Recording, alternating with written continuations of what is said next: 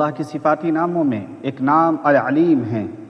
علیم کا مطلب ہوتا ہے جانکار، اور ایسا جانکار جو ہر چیز کو بخوبی جانتا ہو، اس کی حقیقت اور ماہیت کے ساتھ جانتا ہوں، اس کے وجود سے پہلے کے مراحل کو بھی جانتا ہوں اور اس کے عدم ہو جانے کے بعد کے مراحل کو بھی جانتا ہوں، ایسے کو علیم کہا جاتا ہے۔ اور علیم یہ اللہ کی ایسی صفت ہے کہ اس جیسا علیم کائنات کے اندر نہیں ہو سکتا ہے، کیونکہ وہ خدا ہے اور تمام چیزیں مخلوق۔ اللہ رب العالمین خود قرآن مقدس کے اندر ارشاد فرماتے ہیں انک انت السمیع العلیم،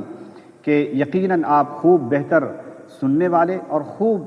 بہتر علم رکھنے والے ہیں۔ قل موتوا بغیظکم ان اللہ علیم بذات الصدور، منافقین سے کہا جا رہا ہے کہ تم اپنے غصے اور غضب کے اندر مر جاؤ، بے شک اللہ تعالیٰ دلوں کے بھید کو جاننے والا ہے، یعنی دلوں کے اندر چھپے ہوئے راز و نیاز کو جاننے والا ہے۔ ان ربک هو اعلم بمن ضل عن سبیلہ وهو اعلم بالمہتدین، یقیناً آپ کا رب اپنی راہ سے بھٹکنے والے کو، یعنی راہ گم ہو جانے والے کو بھی جانتا ہے اور راہ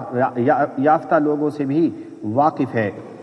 وَرَبُّكَ أَعْلَمُ بِمَنْ فِي السَّمَاوَاتِ وَالْأَرْضِ، زمین اور آسمان کی تمام چیزوں کو بخوبی جاننے والا ہے۔ إِنَّ رَبَّكَ يَقْضِي بَيْنَهُمْ بِحُكْمِهِ وَهُوَ الْعَزِيزُ الْعَلِيمُ، آپ کا رب ان کے درمیان اپنے حکم سے فیصلہ فرماتا ہے اور بہت ہی زیادہ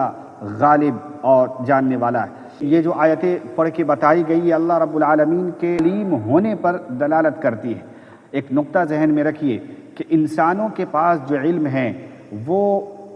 ان چیزوں کو جانتی ہے جو چیزیں وجود رکھتی ہے، یا یہ کہ وجود میں آنے کے لیے ممکنات موجود ہو، یہ دو چیزیں ہیں۔ انسان کی عقل یا نبیوں کا علم انہی چیزوں کو جان سکتا ہے جو چیزیں موجود ہوں، یا یہ کہ موجود ہونے میں معاون و مددگار ہوں، یا موجود ہو سکتی ہو، آج نہیں ہے، 1000 سال کے بعد ہوں گی لیکن ہوں گی۔ انہی چیزوں کو انسان اپنی عقل کے بلبوتے پر سمجھ سکتا ہے، لیکن خدا تو ان چیزوں کو بھی جانتا ہے جو چیزیں ابھی پیدا نہیں ہوئی ہے اور کب ہوں گی، کیسے ہوں گی، اور پیدا نہیں ہوئی ہے تو کیوں نہیں ہوئی ہے، پیدا ہو جانے کے بعد جو ختم ہو جائے گی اس کے بعد کے کیا مراحل ہیں۔ یعنی گویا کہ ان کا علم اس یونیورس کے تمام چیزوں کو بھی جانتا ہے اور اس یونیورس کے علاوہ جو چیزیں ہیں ان تمام چیزوں کو جانتا ہے، اس لیے ہم ان کے علم کا احاطہ نہیں کر سکتے۔ اگر اس کو ہم عالموں کی زبان میں اور پڑھے لکھوں کی زبان میں سمجھیں گے تو یہ بتانا ضروری ہوگا ہم جو ہے حواس کے ذریعے کسی چیز کے حقیقت اور ماہیت کو جانتا ہے۔ حواس کو ہٹا دیجئے تو کسی چیز کو نہیں جان سکتا ہے، لیکن اللہ رب العالمین حواس کا محتاج نہیں ہے، بلکہ ان کا علم ازلی ہے اور ابدی ہے۔